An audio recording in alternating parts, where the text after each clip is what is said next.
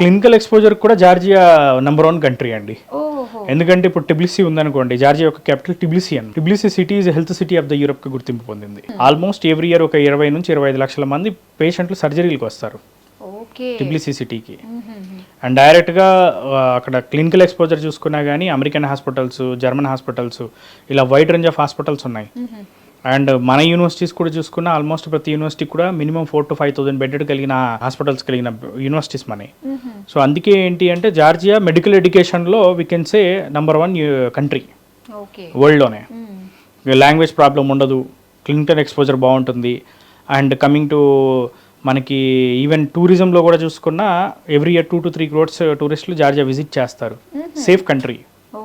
ఇప్పుడు country safe కాదనుకోండి, మనం ఏది చేయాలన్నా యాజ్ అ కన్సల్టెంట్గా మనం ఏం చేయలేం.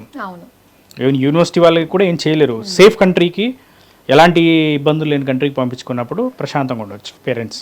నిజంగా అండి, చాలా మంది పేరెంట్స్ అదే అనుకుంటూ ఉంటారు, అబ్రాడ్ పంపించాలంటే అది సేఫా కాదా అని చెప్పేసి. అటు ఫుడ్ విషయంలో టెన్షన్ లేదు, సో అకామిడేషన్ విషయంలో టెన్షన్ లేదు, అలాగే మన లాంగ్వేజ్ బ్యారియర్ అన్న ప్రాబ్లం అసలే లేదు.